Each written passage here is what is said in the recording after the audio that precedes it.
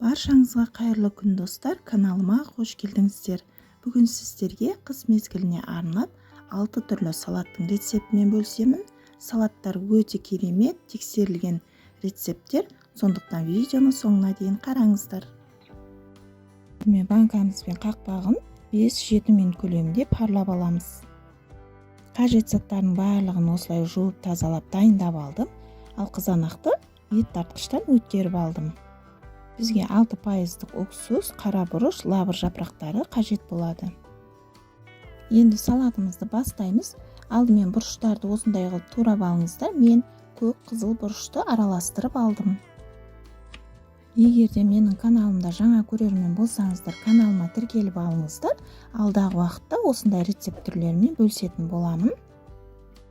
Одан соң сәбізімізді осындай теркадан өткеріп аламыз.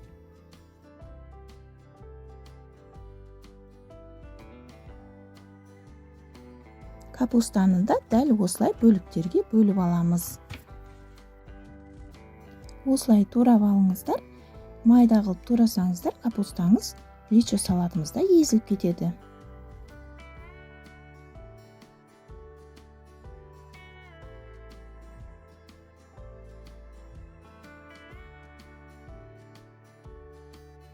Пиязымызды күнделікті тамаққа турағанда етіп турап алсаңыздар болады. Мен осылай турап алдым.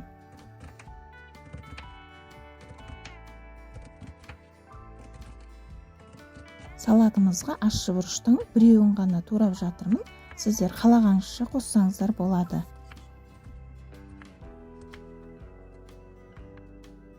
Одан соң сарымсақты да осылай майдалап турап аламыз.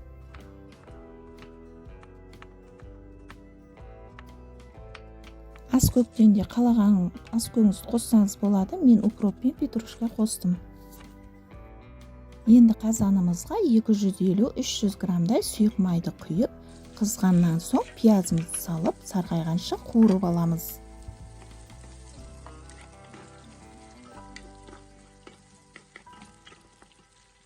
Одан соң капустаны салып, 5-7 минут көлемінде қуырып алыңыздар.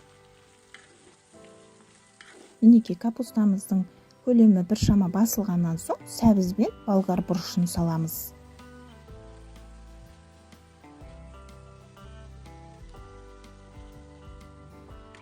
Жақсылап араластырып болған соң, бұны да 5 минутқа қуырып қойыңыздар.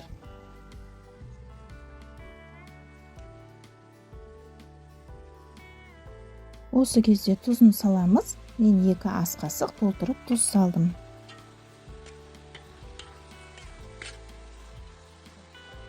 Дәл осы кезде ащы бұрышты да салып жібереміз. Мінекей 7 минуттай қуырып алдым. Енді қызанағымызды саламыз. Барлығын жақсылап араластырамыз. Салатымыз толық қайнады. Енді 3 ас қасық толтырып қант саламыз. Қалауыңызша 3-4 дана лавр жапырағы, тағы да 10 шақты дана қара бұрышты салсаңыздар болады. Салатымызға өте ерекше дәм береді. Енді 45 минут көлемінде қайнататын боламыз. Одан соң сарымсақ пен аскөкті салып жақсылап араластырамыз.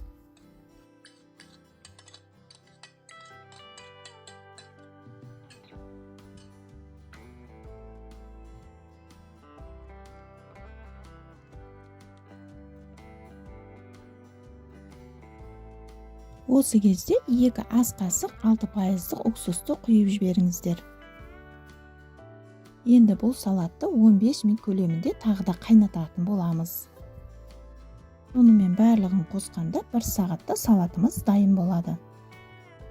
Парланған банкаларымызға ыстықтай күйінде салатты құйып аламыз. Дәл осы рецептпен жасасаңыздар 5,5 литр салат шығады. Қақпағын жауып, арнайы банка жапқышпен жауып тастаңыздар. Егерде рецепт ұнаса, лайк басып, пікір жазуды ұмытпаңыздар. Осындай керемет салатты міндетті түрде жасап көріңіздер. Өте әдемі шықты. Енді банкаларымызды осылай төңкеріп, бетін одеялмен жауып қойыңыздар. Енді екінші салатты бастаймыз. Бұл қияр мен қызанақтан өте әдемі керемет салат.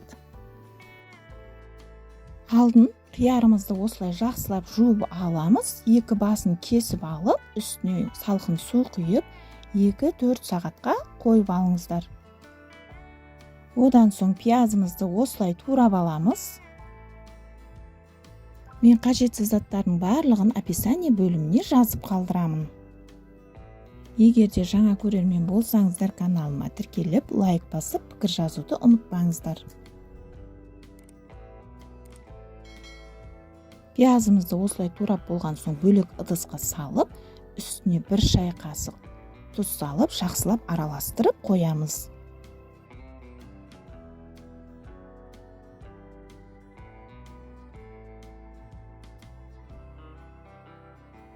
Енді болгар бұрышын тура видеодағыдай етіп турап алыңыздар.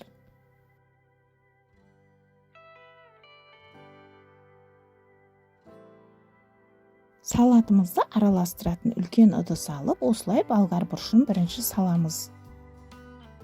Енді осындай жартылай ащы бұрышты турап аламыз.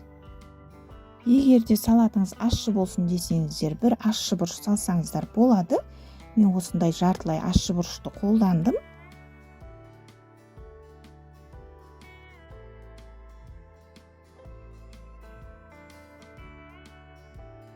Енді бұл салатқа помидор қажет болады.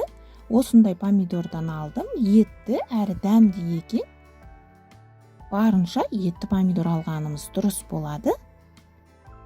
Осылай үшбұрыштап турап алыңыздар.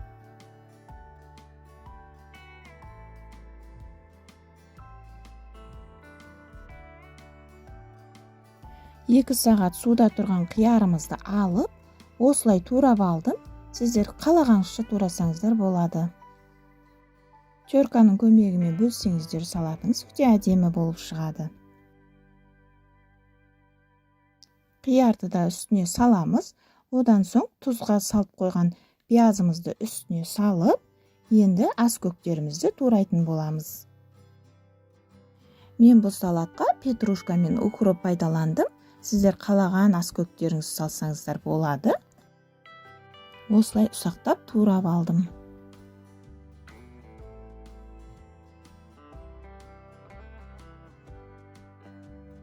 Салатымыздың үстіне саламыз. Одан соң бір бас чеснокты осындай майдалап турап алып, салатымызға бұны да қосамыз. Тұзды дәміне қарай салсаңыздар болады. Мен бұл жерде 1,5 ас қасық тұз салдым. Одан соң 300 грамм сұйық май құйып, жақсылап араластырамыз. Салатымыздағы помидор езіліп кетпес үшін осылай асықпай араластырып аламыз. Одан соң соғы шығу үшін бетін жауып 50 минутқа қоямыз. Банкаларымызды міндетті түрде жақсылап парлап аламыз. Крышкасында осылай қайнатып алдым. Енді осы парланған банкілерімізге салатымызды осылай салып шығамыз. Салатты нығыздап салуымыз қажет. Үстіне осылай басып салсаңыздар болады.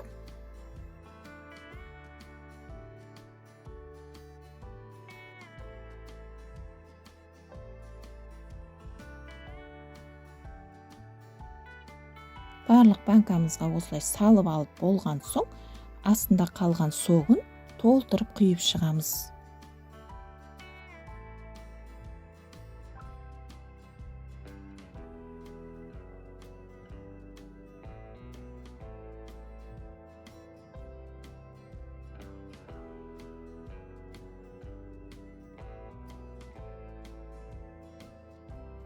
Енді кастрөліміздің ішіне осындай сүлгі майлық салып, салаттарымызды осылай орналастырып, үстіне салқын су құямыз.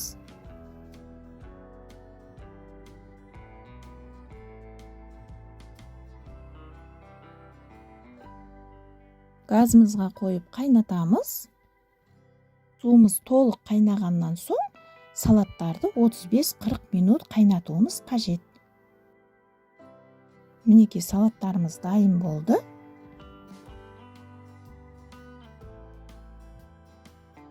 Енді осы салаттың әр банканың ішіне 1 шай қасық қант салып шығамыз.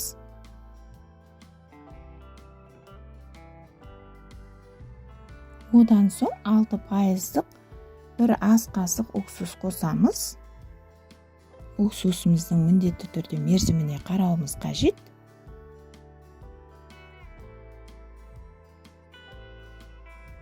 Енді банкымызды арнайы банка жапқышпен осылай толық жауып шығамыз.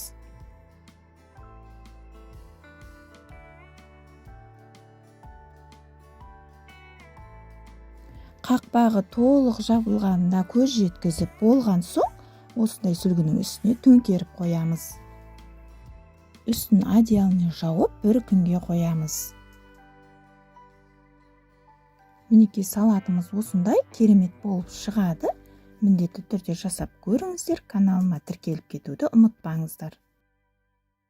Ал келесі салатымыз лечо салаты. Бұл да керемет тексерілген рецепт. Қорықпай жаба берсеңіздер болады.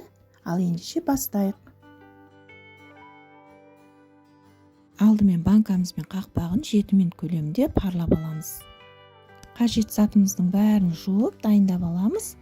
Мінекей лавр жапырағы, қара бұрыш керек болады. Уксустан мен 6%-лық уксус қолданамын. Бұл салатқа қалаған аскөгіңізді қолдансаңыз болады. Мен укроп пен петрушка қолдандым. Енді салатымызды бастаймыз. Бірінші мен сәбізді осылай теркадан өткеріп алдым. Қажет заттың барлығын описание бөліміне жазып қалдырамын. Атауы тұрған жерді бассаңыздар, описание бөлімі шығады. Мен бұл салатқа қызыл болгар бұрышын пайдаландым. Егерде көк болгар бұрышы болса, қоса берсеңіздер болады. Осылай турап аламыз.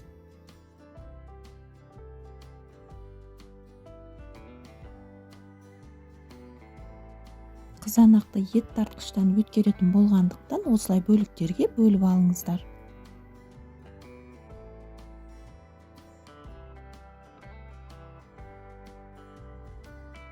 Қалауынша ащы бұрыш салсаңыздар болады. Мен осы салатқа 2 ащы бұрыш салдым. Ащы бұрышты ет тартқыштан бірінші өткеріп, одан соң ізінен қызанақты өткеріп алыңыздар. Енді пиязымызды тураймыз. Осылай майдалап турасаңыздар болады.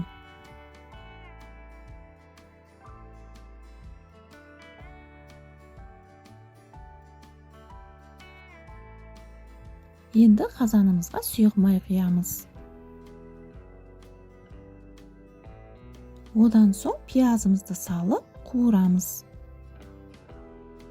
Мен пиязды 2-3 минуттай осылай қуырып алдым. Одан соң қызыл бұрышымызды салып, жақсылап араластырып, 5 минуттай қуырып аламыз.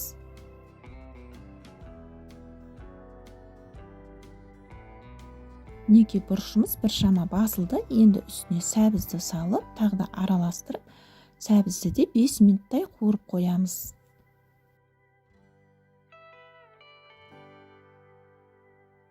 Сәбіздің де көлемі біршама басылды. Енді өткерілген қызанағымызды құямыз. Жақсылап араластырамыз. Осы кезде тұзымызды саламыз. Мен бұл жерде 2 ас қасық тұз салдым. Енді салатқа қосатын сарымсағымызды турап аламыз. Дәл видеодағыдай етіп турасаңыздар болады.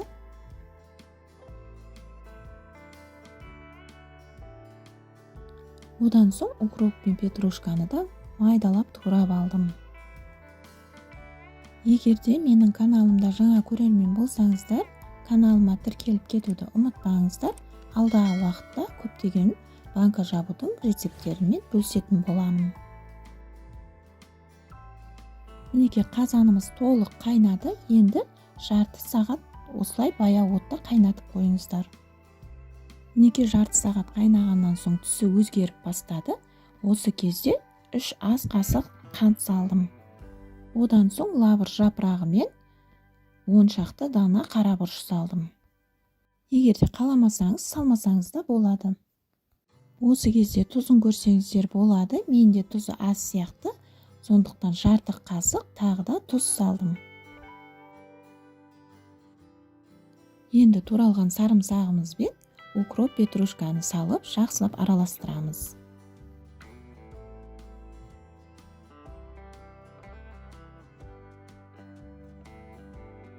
Дәл осы кезде уксусты құйыңыздар. Мен 6% уксустан 2 ас қасық толтырып құйдым. Енді толық 15 минут қайнатамыз. Осымен салатымыз дайын болды, өте әдемі болып шығады. Алдын ала парланған банкаларымызға осылай ыстықтай күйінде құйып аламыз.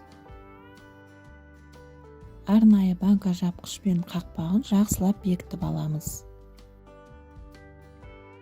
Одан соң банкаларымызды төңкеріп, бетін сүлгі немесе одеялмен бір күнге жауып қойыңыздар.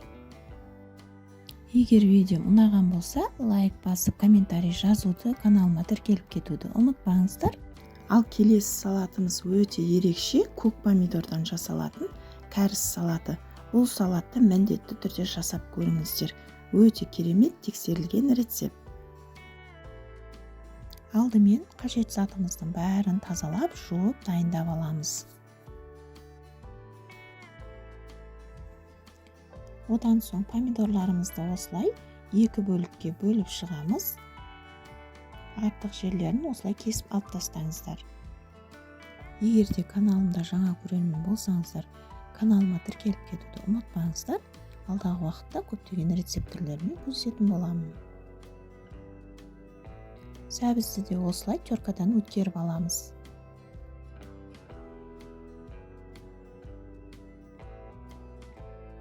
Болгар бұрышты осылай ұзынша етіп турап алыңыздар.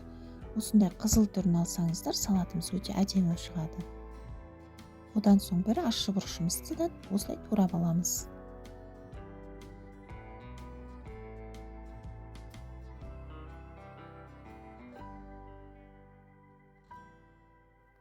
Сарымсақты да осындай ұсақтап турап аламыз.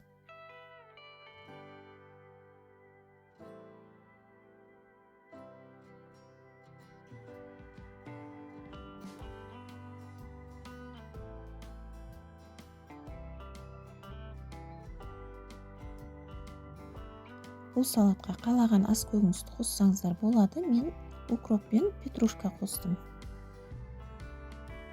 Осылай ұсақтап турап алыңыздар. Енді осындай үлкендеу ыдысымызға туралған заттарымыздың барлығын салып шығамыз.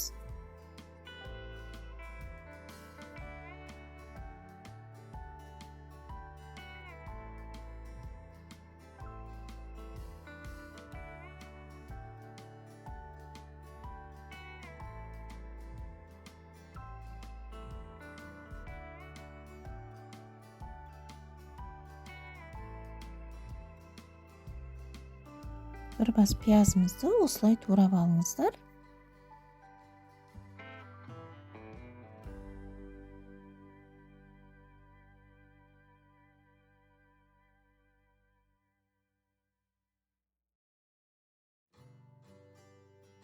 Қызып тұрған табаға майымызды құйып, қызғаннан соң пиязымызды салып, жақсылап қуырып аламыз.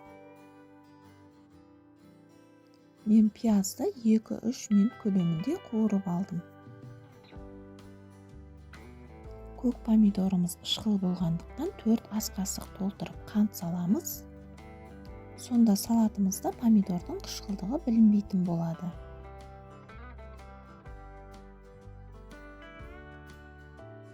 Одан соң 2 ас қасық тұз салдым. 1 шай қасық қара бұрыш саламыз. Кез келген кәріс салатының сыры кориандр болғандықтан 1 шай қасық кориандр қостым. Одан соң 70% уксустан 1 ас қасық толтырып уксус құямыз. Қуырылған пиязымызды салаттың үстіне құйып, жақсылап араластыратын боламыз.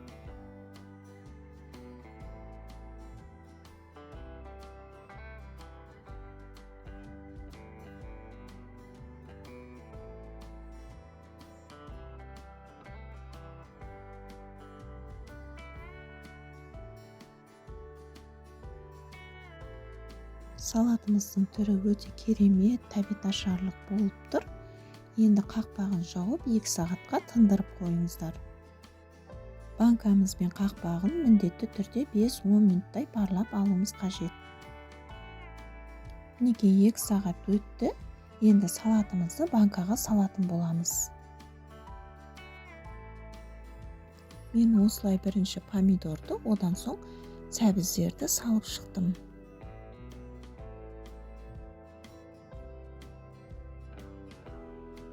Дәл осылай салсаңыздар, банкада салатымыз өте әдемі болып тұрады.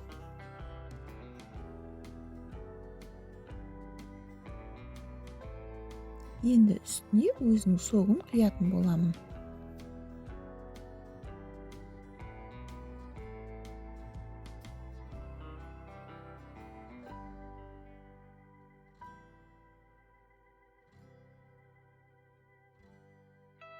Осындай кастрөлдің астына майлық жайып, салаттарымызды орналастырамыз. Одан соң толтырып су құятын боламыз.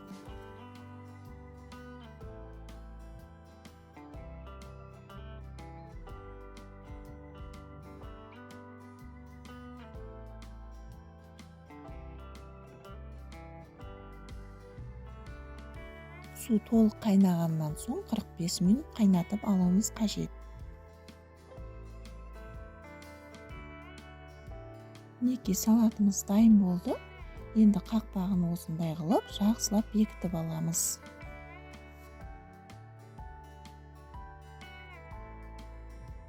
Егер де рецепт ұнаса, лайк басып, каналыма тіркеліп, комментарий бөліміне пікірлеріңізді жазуды ұмытпаңыздар. Ендігі кезекте қиярдан лечо салатын дайындайтын боламын. Бұл да өте әдемі, керемет салат. Видеоны соңына дейін қараңыздар.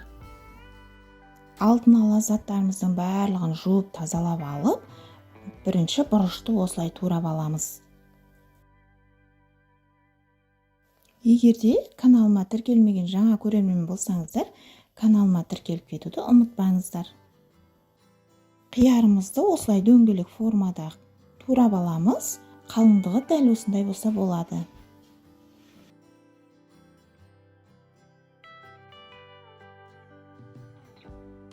Помидорды ет тартқыштан тартатын болғандықтан осылай 4 бөлікке бөліп алдым.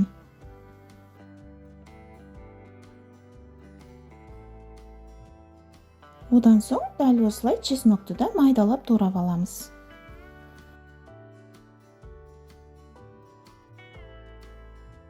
Мен бұл салатқа укроп пен петрушка қосамын, сондықтан осылай майдалап оны да турап аламыз.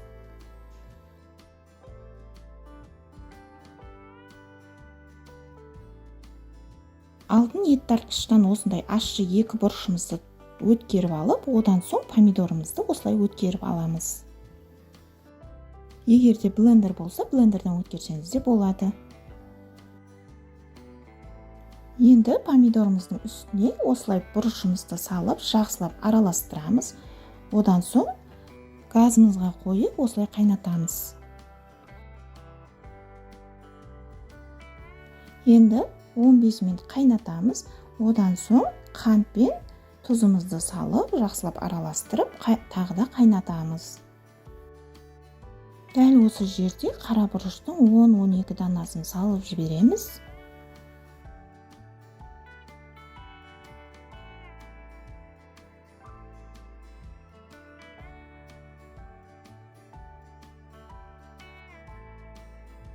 Одан соң осылай қиярымызды салып, жақсылап араластырып, тағы да қайнатамыз. Қияр салынғаннан кейін қайнауы 15 минут болу қажет. Неке қиярымыздың түсі өзгеріп бастағаннан соң үстіне сұйық майымызды құямыз. Одан соң чесногымызды, петрушка мен укропты да саламыз.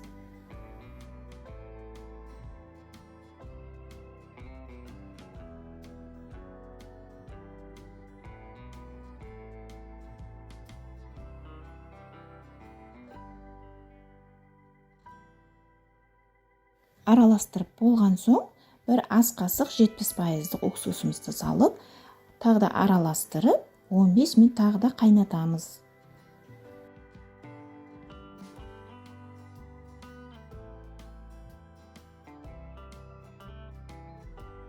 Енді банкамыз бен крышкаларын дайындасақ болады. Міндетті түрде парлап аламыз. Салатымызды ыстықтай күйінде банкаларға құйып аламыз.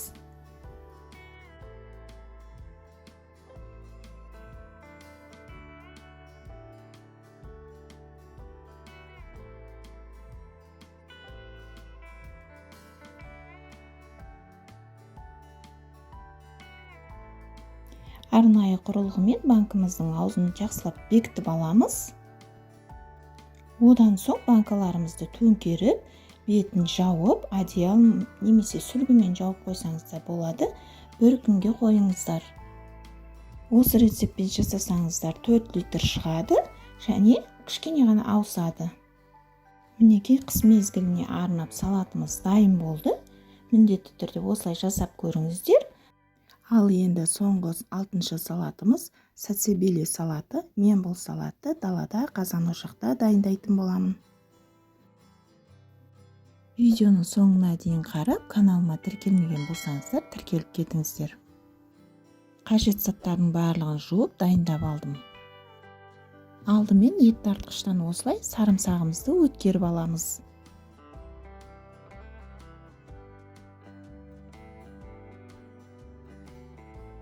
Одан соң қызыл ащы бұрыш пен сәбізімізді осылай өткеріп аламыз. Мен қажетті заттардың барлығын описание бөліміне жазып қалдырамын. Атау тұрған жерді бассаңыздар, описание бөлімі шығады. Енді болгар бұрышын өткереміз. Мен осындай қызыл түрінен алдым. Көбірек қызыл болгар бұрышынан салсаңыздар, салатымыз өте әдемі болып шығады.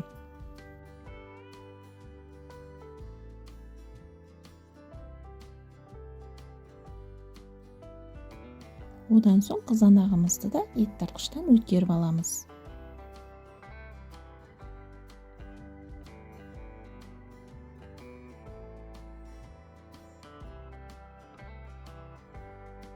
Барлығын дайындап болған соң далаға шығып, қазан ошағымызды дайындайтын боламыз.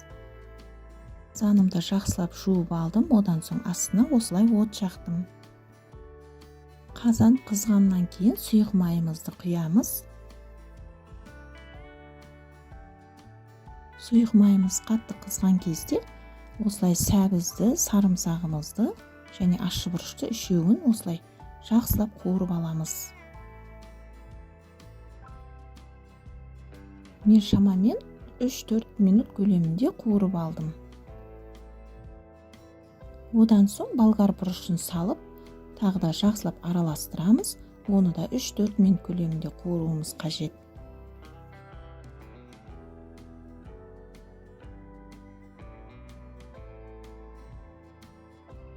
Мінекей осылай қуырып болған соң, үстіне помидорымызды салатын боламыз. Мен бұл салатқа шамамен 10 килограммдай помидор қосатын боламын. Дәл осы кезде тұздарын салуымыз қажет.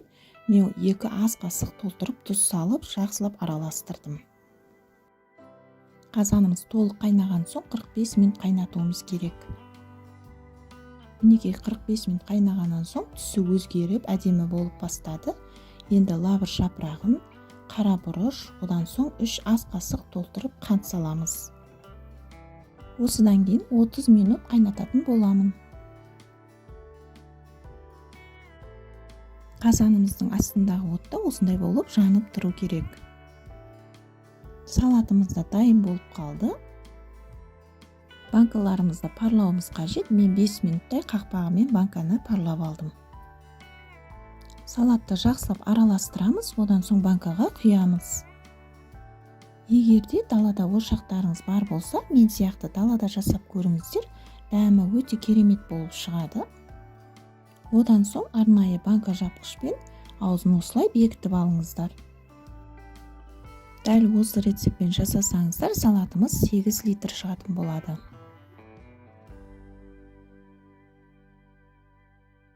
Бұл салатты кез келген тағам түрлерімен жей берсеңіз болады.